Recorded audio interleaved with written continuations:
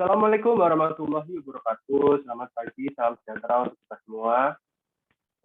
Pertama-tama terima kasih atas kesempatannya yang diberikan kepada Bapak Yudi Kriswanto. Dan selamat pagi untuk teman-teman yang saya cintai dan saya banggakan.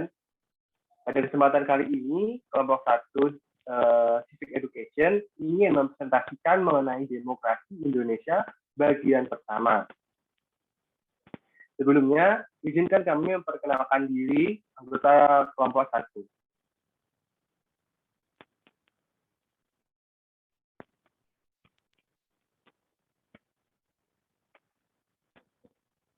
Yaitu ada Riana Dwi Evaningrum, Farisa Nur Hamidah, Cici Kayong, Setio Yulian Rizky, Jatmiko Hidayatullah, Garila Isal Hadi, dan Nuril Komariah Khairil. Baik, langsung saja ke pembahasan slide yang pertama yang akan dipresentasikan oleh Cici Kayong. Cici, dipersilakan.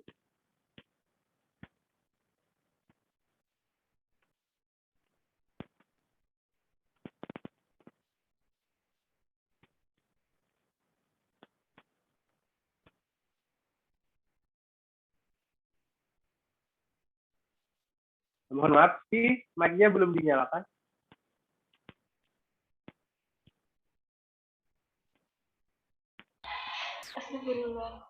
Baiklah, sudah terdengar?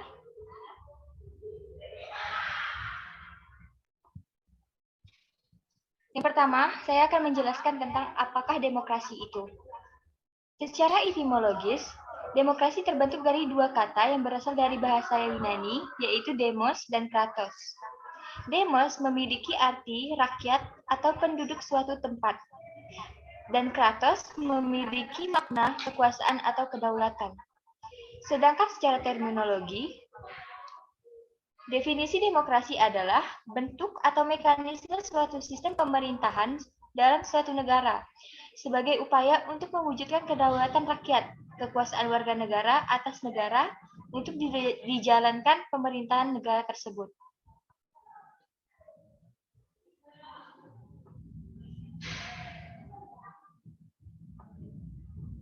Demokrasi kemudian dipahami memiliki makna pemerintahan dari rakyat, pemerintahan oleh rakyat, dan pemerintahan untuk rakyat. Adapun ketiga hakikat tersebut memiliki makna. Yang pertama adalah government of the people. Pemerintahan dipilih oleh rakyat. Yang kedua, government by people. Pelaksanaan pemerintahan prosesnya diawasi oleh rakyat. Dan yang terakhir, government for people. Penyelenggaraan suatu pemerintahan dilangsungkan sebesar-besarnya bagi kepentingan dan kemakmuran rakyat suatu negara.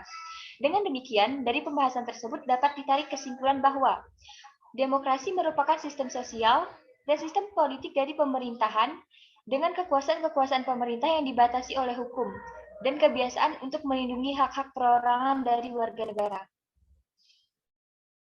Baiklah, kemudian materi yang selanjutnya akan dijelaskan oleh teman saya.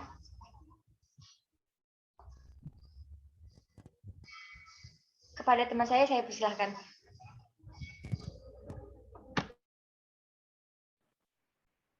Baik, terima kasih atas kesempatan yang diberikan. Cici, untuk slide selanjutnya, saya akan menjelaskan mengenai 3 tradisi pemikiran politik Indonesia. Ada berapakah 3 pemikiran tersebut? Ada 3. Yang pertama yaitu classical Aristotelian theory, di mana salah satu bentuk pemerintahan yakni pemerintahan oleh seluruh warga negara dengan cara yang memenuhi syarat kewarganegaraan. Yang kedua yaitu adalah medieval theory. Dalam teori ini yaitu menerapkan Norman law dan konsep popular sovereignty, yaitu yang di mana menempatkan suatu landasan pelaksanaan kekuasaan tertinggi di tangan rakyat. Dan yang terakhir atau yang ketiga yaitu contemporary doctrine, di mana dipandang sebagai konsep republik dalam bentuk pemerintahan rakyat yang murni. Demikian pemaparan tentang 3 tradisi pemikiran politik Indonesia. Selanjutnya akan disampaikan oleh teman-teman. Silakan.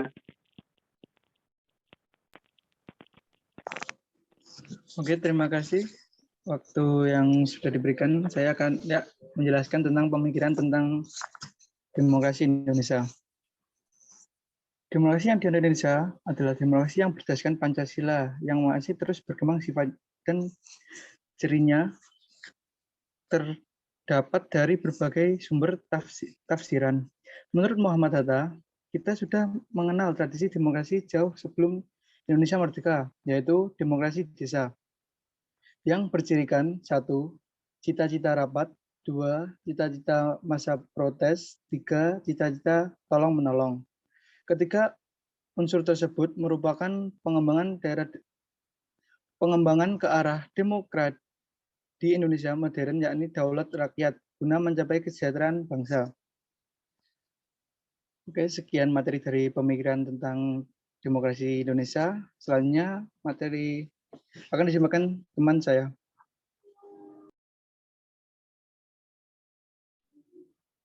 Baik, terima kasih atas waktunya.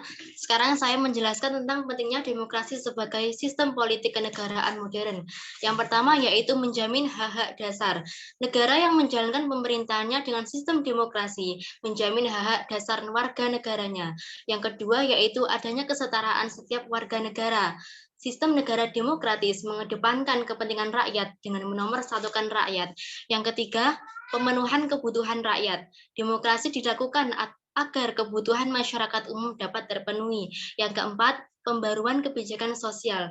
Kebijakan pemerintahan dibuat sesuai dengan keinginan rakyat, akan tetapi suatu kebijakan memiliki tenggang waktu karena dimungkinkan adanya perkembangan zaman yang akan berpengaruh terhadap kebutuhan kebijakan tersebut. Yang kelima, yaitu kebebasan rakyat untuk menyampaikan pendapat. Negara yang memiliki kekuasaan tertinggi di tangan rakyat, rakyatnya akan menyediakan ruang bagi rakyat untuk menyampaikan pendapatnya. Yang keenam yaitu mencegah tirani. Sistem pemerintahan demokrasi disebut sebagai sistem pemerintahan paling aman. Tirani adalah bentuk pemerintahan yang dipegang oleh seorang tiran, sehingga jauh dari cita-cita keadilan. Siapakah tiran itu? Tiran yaitu seseorang yang memegang suatu wujud pemerintahan dengan kebutuhan pribadi. Yang ketujuh yaitu mencegah terjadinya pemerintahan diktator. Adanya peran rakyat dalam merumuskan kebijakan pemerintah secara tak langsung dapat mencegah adanya pemerintahan diktator. Yang kedelapan yaitu menciptakan pemerintahan yang bertanggung jawab. Pemerintah hanyalah sebagai wakil rakyat yang ditugasi untuk merangkum semua kebutuhan rakyat sebagai salah satu acuan untuk merumuskan kebijakan. Yang kesembilan yaitu meningkatkan kerjasama antar warga. Warga negara membutuhkan satu sama lain untuk membangun masa yang banyak sebagai salah satu untuk forum di perundingan dan pengajuan kebutuhan untuk pemerintah. Yang ke-10 yang terakhir yaitu membuat masyarakat memiliki tanggung jawab. Adanya peran rakyat dalam pemerintah membuat setiap warga negara untuk bertanggung jawab terhadap peran yang dimilikinya sebagai seorang warga negara yang wajib menjaga keutuhan negaranya. Sekian dari saya, selanjutnya akan saya serahkan kepada teman saya.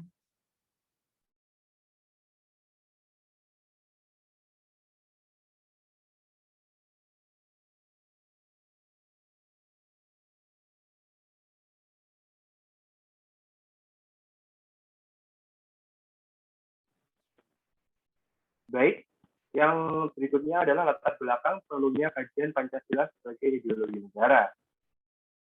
PPKI telah menetapkan bahwa Pancasila sebagai dasar negara Republik Indonesia yang ditetapkan pada tanggal 18 Agustus 1945 setelah kemerdekaan. Pancasila memiliki dua fungsi, yakni yang pertama adalah menjadi sebagai simbol atau tanda di dalamnya terdapat berbagai kelompok, suku, dan wilayah. Kedua, Pancasila sebagai wawasan politik atau ideologi negara yang artinya Pancasila memaknai politik secara terbuka.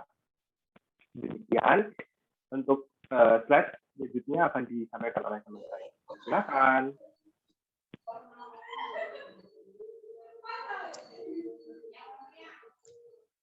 Terima kasih waktu yang telah diberikan. Pancasila sebagai sumber terbentuknya demokrasi mestilah terbentuk dari beberapa sumber nilai yang dapat menghidupkan cita-cita demokrasi dalam kalbu bangsa Indonesia. Sumber nilai yang pertama adalah sumber nilai demokrasi yang berasal dari demokrasi desa. Demokrasi desa merupakan upaya pendefinisian ulang hubungan antara masyarakat desa dengan elit atau penyelenggaraan pemerintahan desa. Melalui demokrasi ini, kekuasaan berada di tangan rakyat. Dengan pijakan pada definisi tersebut bahwa masyarakat atau warga desa adalah pemilik sejati dari kekuasaan desa. Salah satu bagian penting dalam Undang-Undang Desa adalah pengakuan negara terhadap hak asal-usul desa dan penetapan kewenangan yang sangat kuat dalam mengurus dirinya sendiri sehingga mewujudkan kehendak bersama dalam semangat membangun desa. Sekian dari saya, akan dilanjutkan oleh teman saya.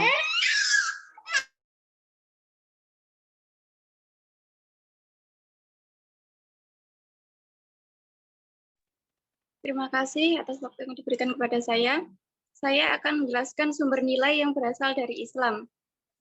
Nilai demokratis yang bersumber dari akar teologisnya, inti dan keyakinan Islam adalah pengakuan pada ketuhanan yang Maha Esa. Dalam keyakinan ini, hanya Tuhanlah satu-satunya wujud yang pasti. Sejarah nilai-nilai demokrasi sebagai prinsip-prinsip yang dicontohkan Nabi Muhammad SAW sehingga membawa perubahan sistem kasta menuju kemasyarakatan. Selanjutnya akan dilanjutkan oleh teman saya.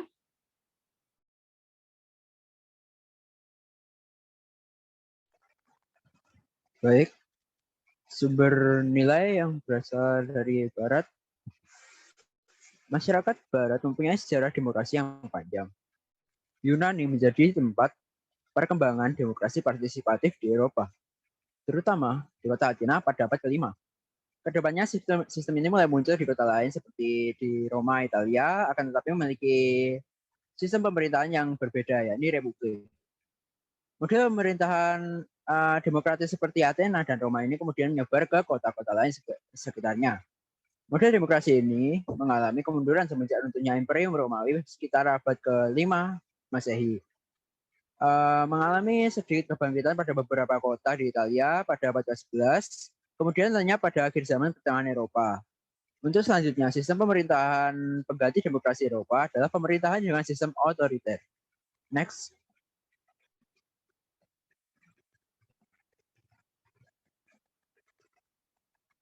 Pemikiran demokrasi dan humanisme mulai bangkit kembali pada masa Renaissance. Sekitar abad ke-14 sampai ke abad ke-17, gerakan reformasi Protestan sejak 1517 mendorong bangkitnya demokrasi di Eropa. Hal ini dikarenakan terdapat prinsip koeksisten dalam hubungan agama dan negara yang membuka jalan bagi kehidupan politik yang lebih demokratis. Kehadiran kolonialisme Eropa, khususnya Belanda di Indonesia, membawa dua sisi dari koin peradaban Barat, yakni sisi represi imperialisme dan kapitalisme. Sisi represi imperialisme dan kapitalisme dan sisi humanisme demokratis. Penindasan politik dan penghisapan ekonomi oleh imperialisme dan kapitalisme yang tidak jarang bekerja sama dengan kekuatan feodal Bumiputra menumbuhkan sikap anti penindasan, anti penjajahan, dan anti feodalisme di kalangan para perintis kemerdekaan bangsa.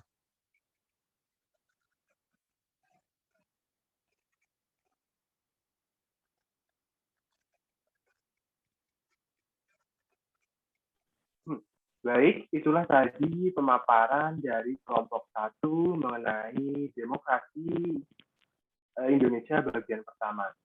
Jika ada pertanyaan atau penjelasan yang kurang jelas, bisa langsung bertanya di grup WhatsApp. Sekian dulu presentasi dari kelompok 1, Civic Education. Ada kurang dan lebihnya, kami mohon maaf yang sebesar-besarnya. Akhir kata, wassalamualaikum warahmatullahi wabarakatuh. Okay.